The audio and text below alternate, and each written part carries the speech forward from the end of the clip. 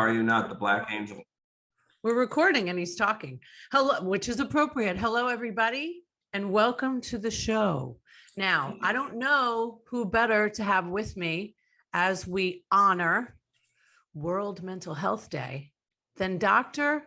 Mark Sylvester, psychiatrist, alternative psychiatrist, engineer to the stars, functional medicine extraordinaire in Bradenton, Florida. Welcome to the show. Thank you. Thank you. And thank you for not requiring a face mask or pants for this. Right, exactly. Yeah. Well, that is scary, but anyway. No, so I can't give you coronavirus through a computer. That's not how that works. Perfect. I contacted Dr. Fauci directly about that. But we're safe. We're safe. Okay, everybody, hold on. Here we go. So, Dr. Mark, you haven't been on the show in a long time. So thanks for, it's because you're so damn busy. Yeah. And I thought it was because you forgot all about us out here, frontline workers. No, it wasn't that. It was that you have like a waiting list and the world is gone to shit. But indeed it has. Indeed it has. So let's talk about it. Let's talk about it. Dr. I would say Mark. it's more of a hell in a handbasket. Maybe in like a wheelbarrow of shit.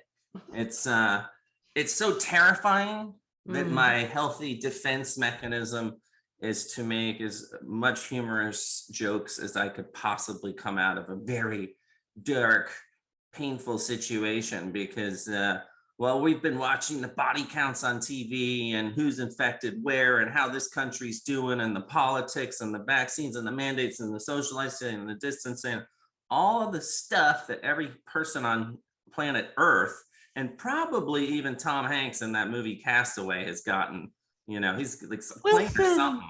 Even he knows. Yeah. No one has really started focusing on the mental health sequela of all of us, of all the humans affected by this. Right. That's, now it's time. It's World Mental Health Day. I mean, it was. Yesterday. I mean, it will be. What is today? It's Monday. That's right. It is Monday. Did you have a good weekend? I had a terrific weekend. Daughter had a birthday party. Nobody was injured. Yay. Assuming the slide showed up. Okay. Huh? Well, we're cutting out. We could do that. No, that's how I talk. Yeah, that's true. So, Dr. Mark, I really want to paint a picture. You know what? Let's first talk about how we ourselves practice our own mental health workouts. Please tell the audience what you do for your mental health. It's the same thing I tell my children. Do as I say, not as I do. Perfect. Could we shift the question slightly into what I really would like to be doing more of? Okay, well, we could. Dr. Mark Sylvester has his own show called Alt Psych, which I highly recommend. Hence why he is trying to take over the interview. You looking for a mug? Where's your? I'm looking for any sort of propaganda, but I apparently do not have it. Okay, continue. So. Sorry, let me just get a drink here. I can't find it. Perfect. The Alt Psych show. Okay, so tell us. Let me tell you. I pay attention. That's the very first thing. I know that's earth shattering. I hope that everyone was sitting down when they listened to that, or they didn't. It made me sit back. I know, I don't want anyone jerking the wheel when they're driving with this, but this is kind of critical because it's human nature to repress, suppress. And when you're in the middle of a trauma, you really cannot fully appreciate the entirety of the effect that it has upon you, it's having upon you, and it will have upon you, until you're looking back at it from a future point, kind of like how we're doing the show. Right. And that's really important because I always say you first have to identify where the smell is coming from before you can do something about it. And right now, our mental health stinks. It does. All right. We're being challenged from every direction. And most of it is directly or indirectly related to the pandemic, which surprisingly, most people don't consciously appreciate or realize. They may think about the stress of their marriage or their kids or their job, but why? You ask the why, it's because, well, now I'm having to work from home and my kids are being sent home every 2 weeks for the positives, and my wife and I are at our throats because we spend much more time together. That's all pandemic health. It's all pandemic health related. So pay attention to how much you're affected by this. What I found is some of the, sociopaths or New Yorkers, I guess you call them. No, I'm just kidding. I resemble that remark. People with thicker skin, usually urban people, but not necessarily always. But people that are more in tune with the energy of those around them, highly sensitive people, empaths, people that tend to prefer environments of low stimulation. Maybe they live out in the country where they're a little bit more rural, or maybe even if they live in an urban area, they travel in a smaller social circle. They're going to be more influenced by the negative energy, the fear, the control, all of the things that are making us behave like absolute jackasses. You did say I could swear, right? I did. And I'm pretty sure that you can say ass on CBS. So yes, you can. Jack ball is one of my favorite terms. Well, I don't know if that's legal. Legal. But different people are more susceptible to it. And that's a really interesting thing. And a small set of people have actually done quite well. They said, you know what? I haven't left the house in 10 years anyway, because I've got end-stage agoraphobia and OCD. And this has worked out great for me. Howard Stern is thriving. He doesn't want to ever leave, although he did venture out and go to the dentist. But they were triple masked and had hazmat suits on. So people that are complete isolators, introverts that enjoy that seem to be doing quite well. They seem to be doing better than the rest of us, which is so topsy-turvy, because to me, those were always the people before the pandemic. We've been really trying to help encourage through medications, therapy, other sort of environmental support interventions to help get them more engaged socially. They've paradoxically done the best. And I think the second best are people with tougher skin. The people, the New York taxi driver that can scream at people out the window, you honk honk jerk. There's no such thing as the New York taxi driver anymore. Remember, we're talking about the future here. Hello, Uber. No, I'm with you. Taxi drivers? Well, I mean, there's a few. What year is this? It's 2095. Okay. Yeah. So I'll have to reel it back a little bit. We're still in the pandemic. The third population, and this is where I think most people fall into, is the I don't know. They're not necessarily highly sensitive people who have actually struggled the worst, because they're picking up on all this other empathic energy and they're feeling anxious and don't know why. And it's the day-to-day accumulation, the lack of that interaction, that tiny little eye connection you had at Publix, at the post office, at the DMV. The second social distancing became an ethos, in the collective, or in the parlance of our American time in this pandemic, it immediately went to psychological distancing. And right away, I saw a problem with that. I saw the trend that we were going, that now our enemy is the guy next to you, the kid over here. Yeah, I saw it last night at a restaurant. I saw a guy now. Yeah, he didn't want to walk on. He said to the waitress, I'm going to go on this side because there's too many people there. Yeah. And so, these are people without a training in virology, microbiology, medicine. So where are they getting their information? Well, they're getting it from the media. Who trusts the media anymore? It's not like one side trusts the media and the other one doesn't. Interestingly, the political divide, which coincidentally occurred and was probably exacerbated by the pandemic, has made the whole thing more complicated, and I think added to the mental stress as well, because we feel even more out of control. I'm stressed out just listening to you talk about it. Okay, this is my job to stress. I know, really. I have a box of virtual tissues if it gets ugly. Can you go back to even though you wanted to shift the conversation a little bit, and I appreciate that, because I thought I was answering the question. You are, vaguely, but I really want to know about you. Oh, well. Still waters run deep, Sharon. There are layers, many layers. I want to hear about the layers. I want to hear what you are doing for your own mental health. So the first thing I'm doing is I'm recognizing, how affected am I? I think I'm like most people. I have more tools Mhm. equipped to deal with my mental health, which helps. Thank God, Mhm. that gives me an advantage.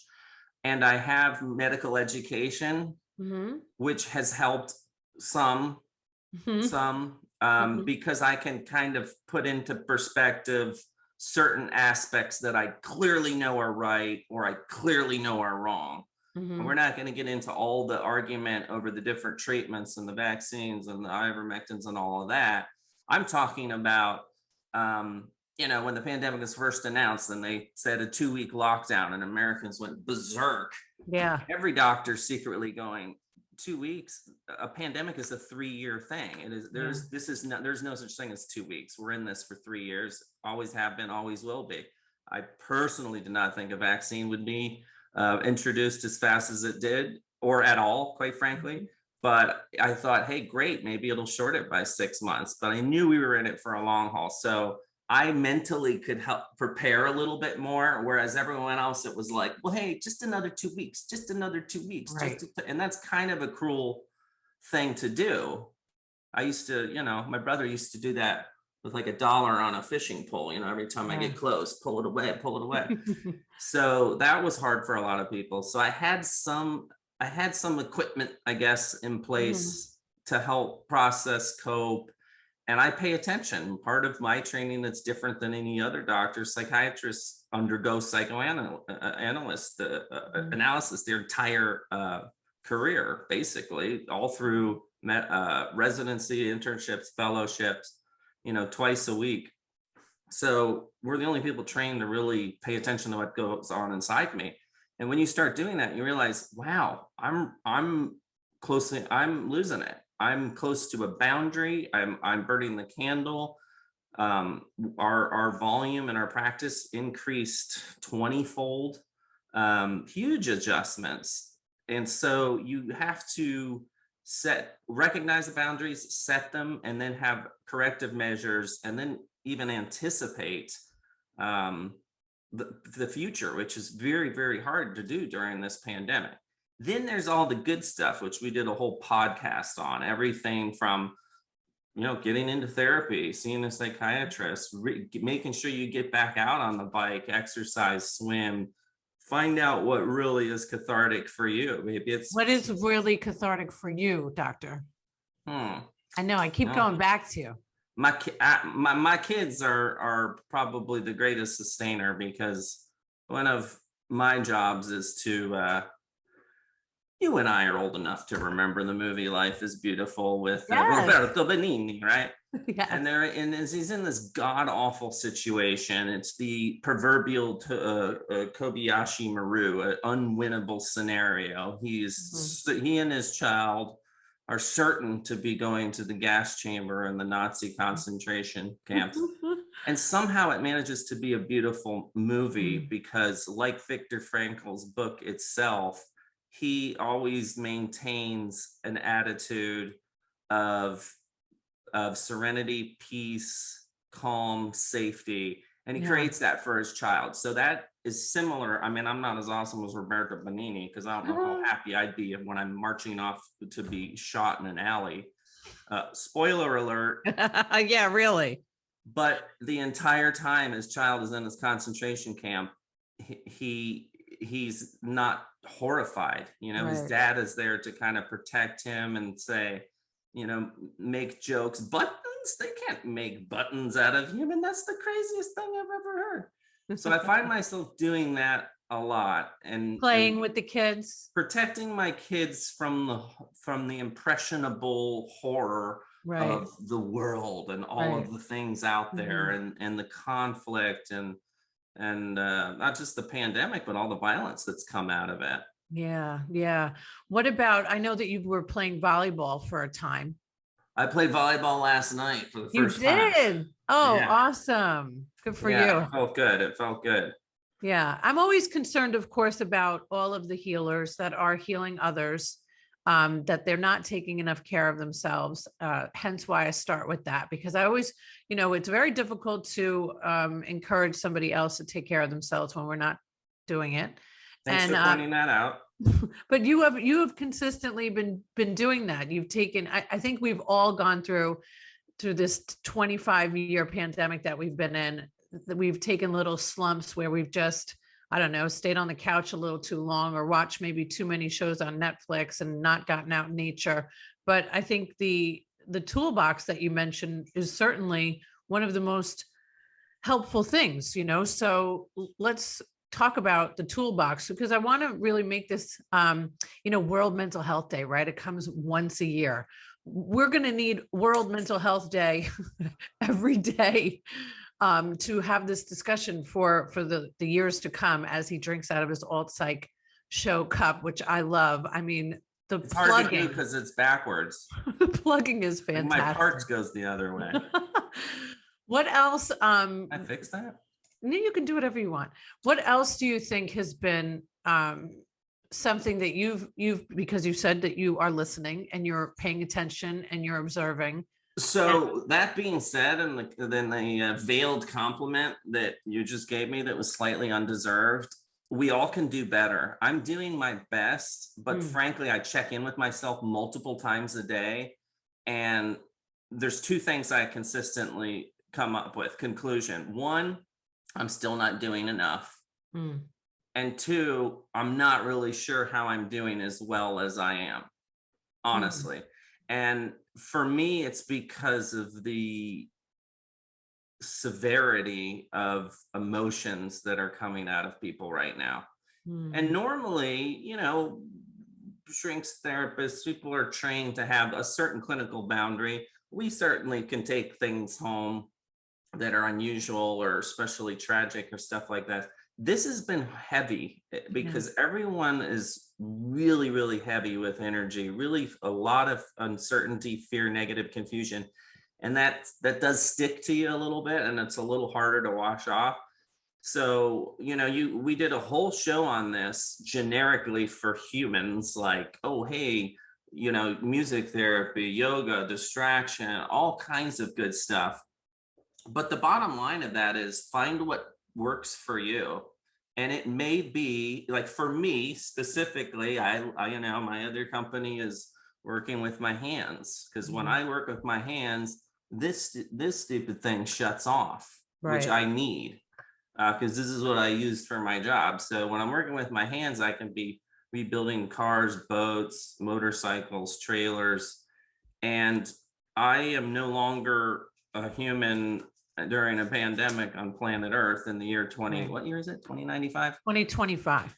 Oh, 2025. Okay.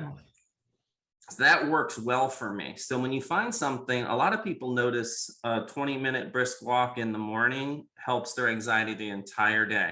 Yeah. If you notice that about you, that's your thing. Double it. Do more of it. Some people, a good book can whisk them away. Sit outside in a hammock, read a book. But really pay attention to what pulls you outside of yourself. And because this is like the country's going through a divorce. Yeah. We've got bitter parents that are nasty, and they're taking it out on us children, and we don't know when it's going to be over. It's this chronic stressor. And upcoming show with our special guest, Cynthia Higgins, we're going to specifically talk about how that has changed cultural behavior. Because to me, that's the most disturbing, alarming, and confusing thing that I've seen. How, the number of, violent events on airplanes has gone up like 3,000% or something ridiculous.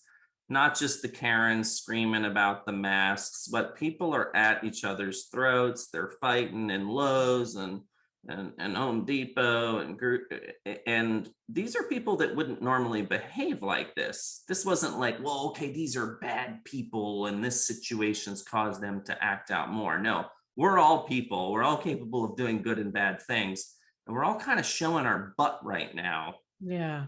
And I know what will happen is when the pandemic is over, however that is ever determined by whoever, and whoever will actually listen to it and believe it and consider it. And most importantly, feel that in your heart, feel safe like you did before the pandemic.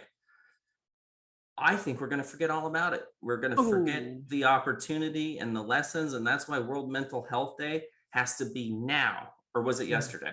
It's next week. So it was yesterday. It was yesterday. You know, That's I reacted. why now is the conversation on world mental health, because we are at a critical inflection point. We have got to learn from this, or I don't know if something like this happens again, it could be even worse. Okay, well, let's stop. Let's put a pause on that right there, because that What, really the doom and gloom?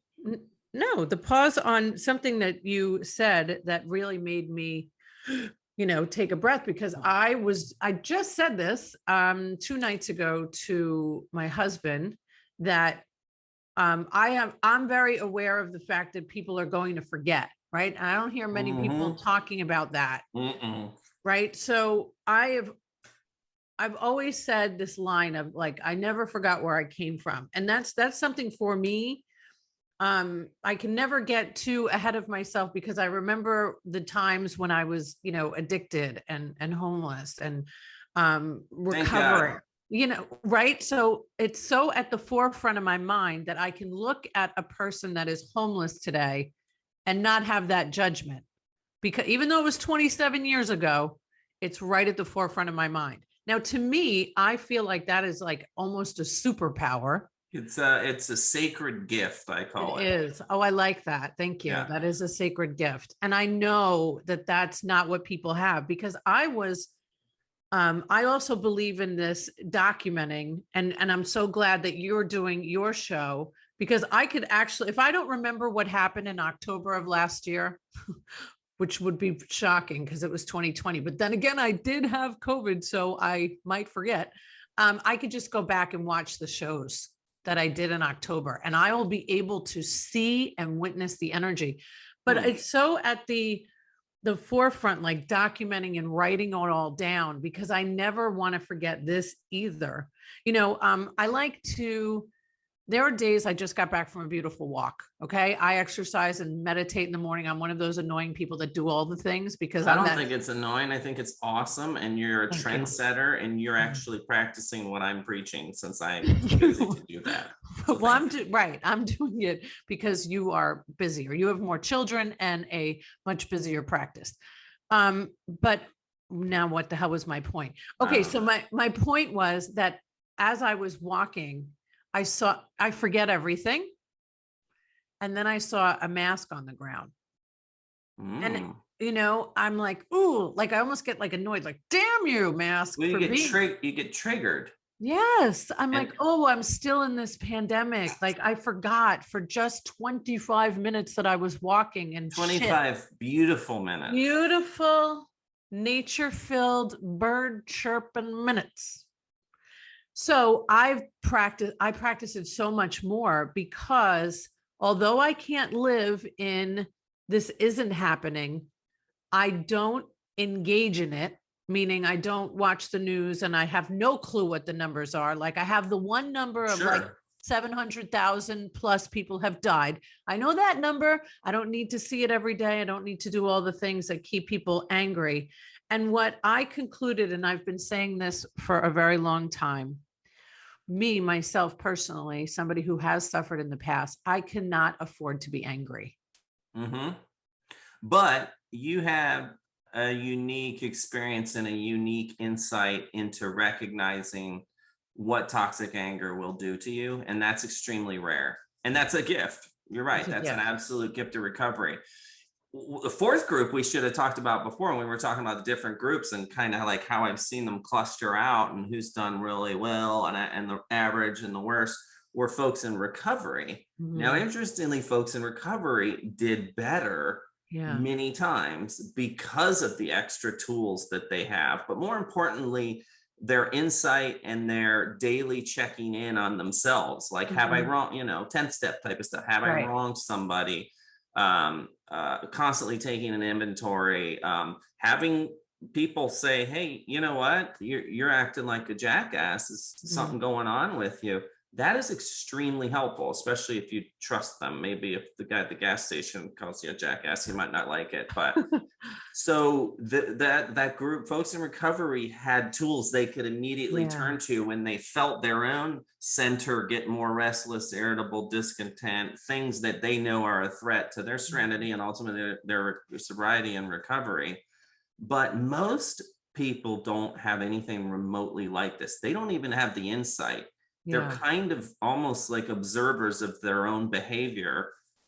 And the thing that puzzles me the most is, like you said, they're not going to remember it. Yeah, maybe 5 years from now, when we see a mask on a beach, it will kind of trigger an emotion or a memory. But the closest thing in our recent, I know a lot of our viewers are like the 5 to 8 year old demographic. But when Hurricane Irene came through, was it Irene? I don't remember. Irma, thank you. Yeah, you're welcome. That traumatized me. She was an angry wench. But interestingly, that was only a week. All right. This has been a year and a half. I don't even know how many years it's been. And people lost their minds. And I was surprised at how much they lost their minds. And the reasons they lost their minds weren't quite as relevant to the show. But my point is that hurricane came through, I think, on like a Friday. Yep. And everyone freaked out that entire week. And I do mean freaked out. Completely freaked out.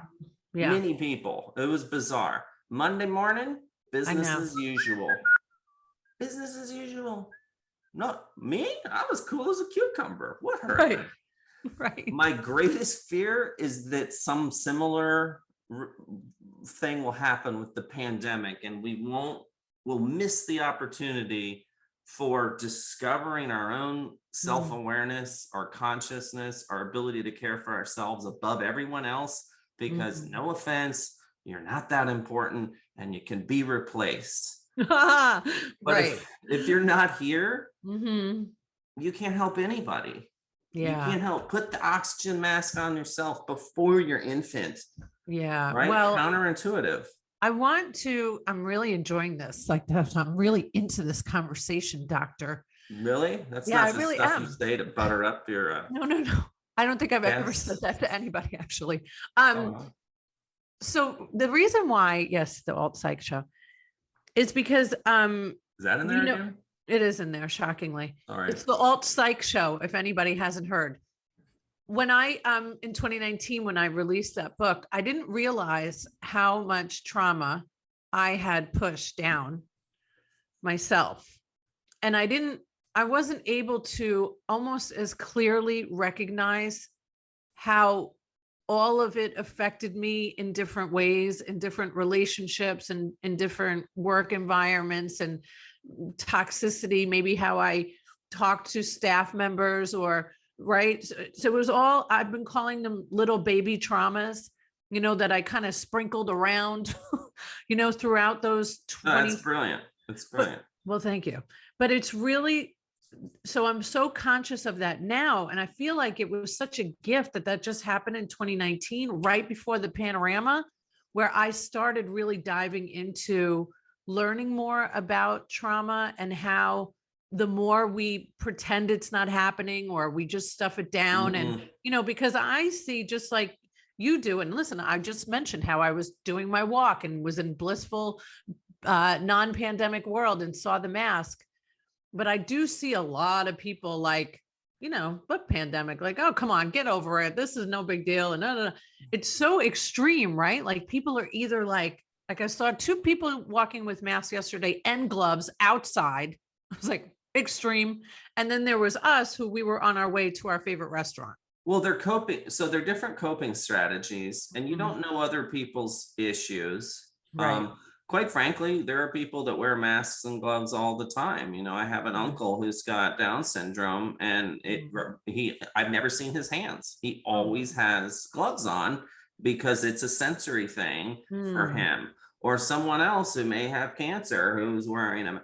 So we judge each other so critically, so quickly, and so harshly, and so inappropriately. We don't know the first thing about what's going on in someone else's life, nor do they ours.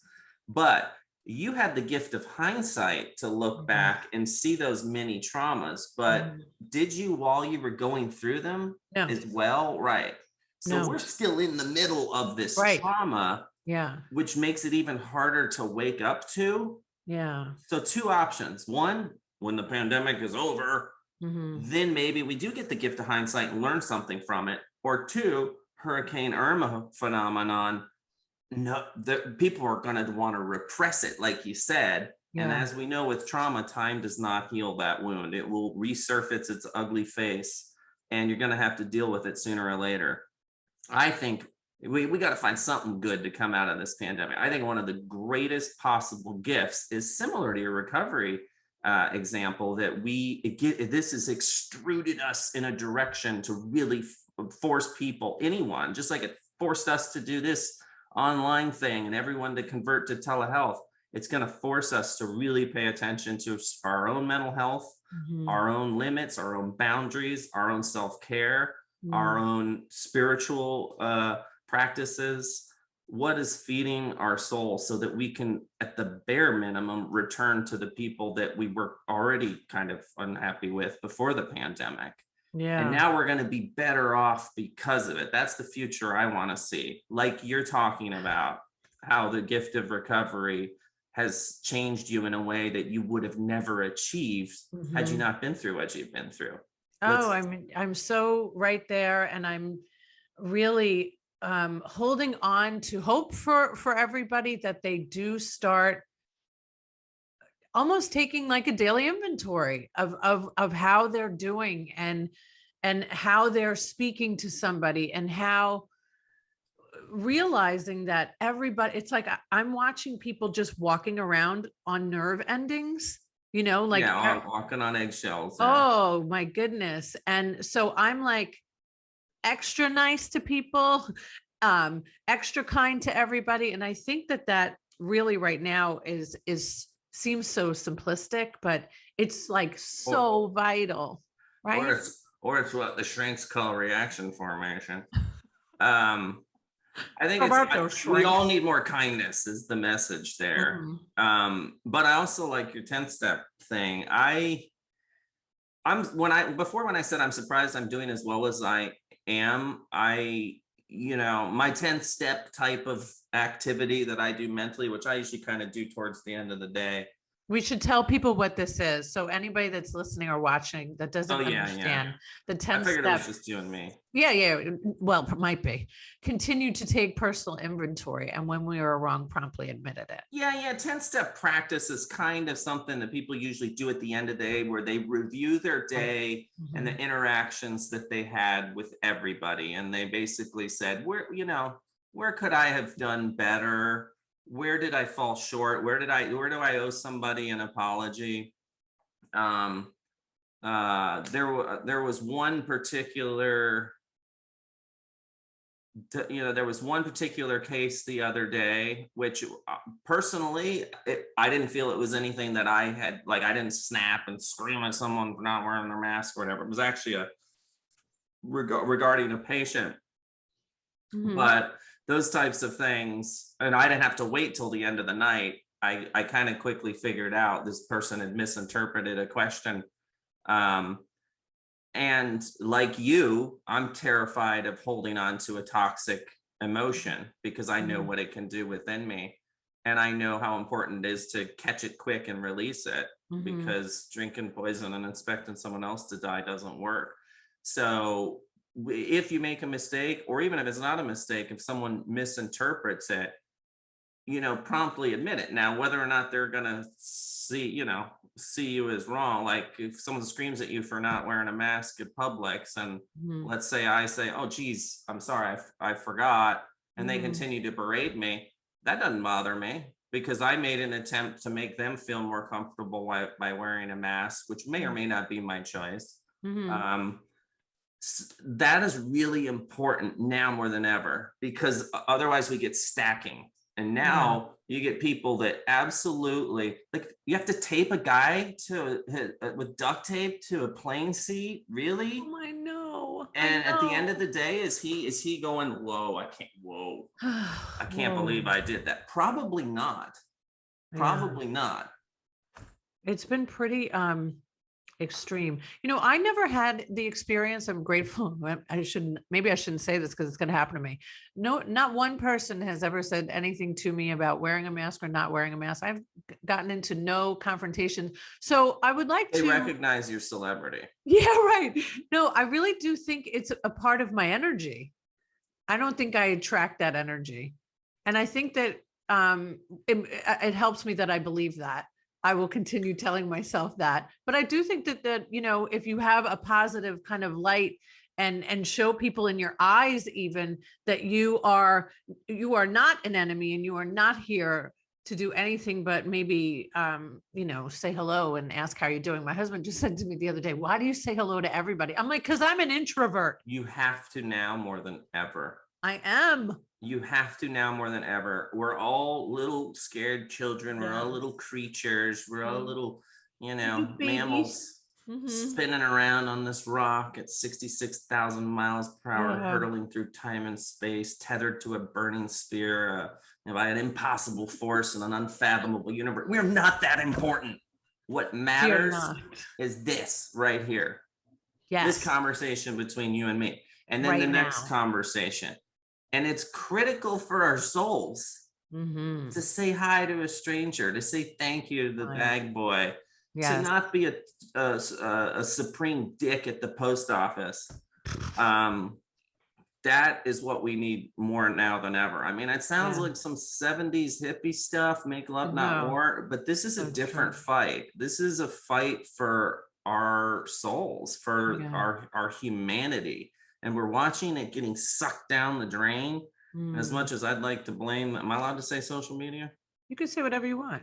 Really? Because they always ban me if I ever use any words that are longer than 3 letters. But, the misinformation on all sides, I don't care what side you're on, the misinformation or let's say the conflicting information, what does that do for the average human? It makes them more confused, more uncertain, therefore more scared. And then when we stress, we regress. And before you know it, you have people like this behaving in a way in public they never have before. Yeah. And we need to seriously ask why. Yeah. Because if we don't know exactly why, we're not going to change our behavior and the country will continue to divide. And I'm not sure what it'll look like. If the pandemic goes on another year, or maybe after the pandemic's over, we continue this vitriolic interpersonal crap interaction. And because we've all forgotten that we're really connected, we rely on each other, even if you don't believe that on a spiritual level, that we're all coming from one source. We all are connected biologically through our ecosystem and our mental health. A simple act of kindness right now is like buying Bitcoin when it was invented. It's so true. It will come back. Yeah, it will come back. And we do need more of it. I don't think even everybody understands that literally, the difference between, it used to drive me crazy when people would compare what was happening to 9/11, because it was, especially when you're from New York, it's such a different experience. But I certainly experienced the same amount of, interestingly enough, like, you healthcare workers are literally the second coming. Thank you so much. And then we hate you for whatever reason.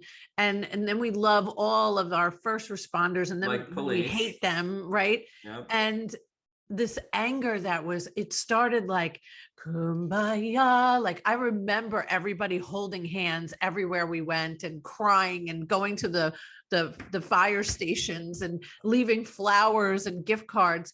And then it went batshit angry. Well, watching that now is kind of interesting to see. It is super interesting. And it's the globe. I am one of these people that makes a comparison to 9/11 a lot. The reason why I didn't mention it before was our viewer demographic being between like the 5 and 8 year olds. I figured they'd remember the hurricane, but not 9/11. 9/11 was similar in some ways, but it was mostly different. And the hugest difference was it was a singular event on a single day, and it united the country. Matter of fact, it united the world. I underappreciated how much 9/11 affected the world. I know most Americans think like the world cares about America. They don't really. It depends on the country. But I have a lot of friends who are living in Russia, Europe, Australia, South America. I was really touched and shocked and surprised at how horrified, sad, shocked, angry, very similar to the emotions Americans felt. They really saw that as an attack on humanity. Yeah. All right. So in that regard, this damn virus is an attack on humanity. Yeah. If anything, it's a universal invader. It wasn't just one group that we blamed that attacked one country on their domestic soil. This is like, we should all be coming together. We should all be kumbaya. It should be like, we are the world. Where's Stevie Wonder, man? Right. Where is our song? We need Now a we song, have an Mark. invader. We have an invader that's crashing into every building on planet Earth. You've nailed it, Mark. You've nailed it. I did. Need a Get song. Stevie on the show. We need a damn song. Where is our We Are the World? You know what? They're all dead. That's the problem. We got Michael gone. We got Whitney gone. We need Richard Shulman. We need Dr. Richard Shulman whatever. And a song. Or Kenny G, but he's not going to have any words. No, I agree. But listen, so let's just, and now, we've really gone way past the point of people's attention spans, but definitely mine. Especially when I'm talking and you're not. So when I think about the unity, you're absolutely right. I think about how I felt on the 20-year anniversary. I felt hope. I called my brother, who I don't talk to in New York, and was crying on his voicemail. It made me go back to 20 years ago, like how we all felt. And I wanted to be united. I wanted that love. And then the next day happened. I thought that would happen too. Now I was wrong. I thought that we would pull together. Look, if aliens came and we did that day. We did that day. Well, in 9/11. No, right. I meant with the pandemic. Yeah. If aliens came and they parked all over Earth, there's a good movie there. I'm totally blanking on the name there. But, they all hover over Earth, all over these different countries. What happened? The world leaders were like, hey, aliens are invading. Maybe we should set our differences aside and fight these guys. Yeah. This was an invisible alien. But the response was not like 9/11. It would not be like an alien invasion. No. We turned on each other, I guess, because we were the fomites. Whereas if you're the alien, it's us versus the alien, us versus the whoever. Well, it's because people don't know what to do with their baby traumas. And you brought up another point about 9/11. It may have reactivated a lot of people's traumas, sense of loss of control. It made them buy more. Can I steal that for my show? You can steal that for your show. I've never made a plea before, but I would ask for all of our mental health. If you think that having a flag that has anything to do with politics is a good idea, I would ask that you put it away for the good of world mental health. There's another trigger for me. I don't have a flag in my office. Are you having a flag? The one that's on the back of your big truck. That one. I don't have a truck. All right. Well, listen. You don't get me started. I'll start offending viewers left and right. Right. And I certainly don't care about offending anybody, but I do want to go back to that space of we cannot afford to be angry in a crisis. And we are in the biggest crisis of our lives. And we will hopefully never experience this again, but we're going to be in this for a while. So in honor of World Mental Health Day, we hope, I think that you're on board for this, that we spend a little more time namasteing. Please. A little more time saying, hi, good morning. Please. It's nice to see you. Wow, what a really nice plaid shirt you're wearing today, Dr. Mark. I always wear plaid, you know that. I do. It's very nice and very. I don't do my own shopping. Thank God for your wife. And be nice. Wardrobe people, wardrobe people, right? To our families and our loved ones, because it has been such a tumultuous time, and we all need to encourage this, not just in our home lives, but in our work lives, right? May I add one more thing to that? Please. We're coming up on Thanksgiving and Christmas, and we all know that's a good time to get drunk cousin Eddie pissed off about politics and religion. So there's a third topic that you are not to discuss this season, and that's the pandemic. And it's very hard not to do. But just like you've learned the hard way, okay, now listen, Cousin Eddie, this is Thanksgiving, Christmas dinner. We're not going to talk about politics, religion, or the pandemic. And let's just try to focus on having 20 minutes of the reprieve that you have is more than most people have gotten in a year and a half. I know. So let's learn from this. Let's do that. And we're going to need you to come back to get us through the holiday season. Okay. Woo. Don't forget, everybody, tune in to the Alt Psych Show. I'm excited about the show. This is right on point. It's right on topic, and I'm excited too. I can't wait for you to have me on your show. Well, thanks for humiliating in front of all our viewers. I mean, my how mom many? Might see this. My God! All right, can we pencil you in for next week or next year, whatever works? So, thank you. 2026 it is. Perfect. Thank you for joining the show today, and thank you for all you do to help others. I greatly appreciate it. And I believe that if you have the wonderful opportunity to get care from a practice like Alt Psych, where it is not just about feeding you medications, it's so much more integrative, and functional medicine is really the way we should all be moving towards in this future that we are now in, which is 2095. I jumped from 2025 to 2095. Yeah, I appreciate that. We focus on wellness, maintenance, and prevention in a Western world that's focused on disease, illness, and death. And we're diseased, and we're ill, and we're dying. So we need to shift the paradigm and really, really help get better, get well, get out of this. And it's people like you that are making it happen.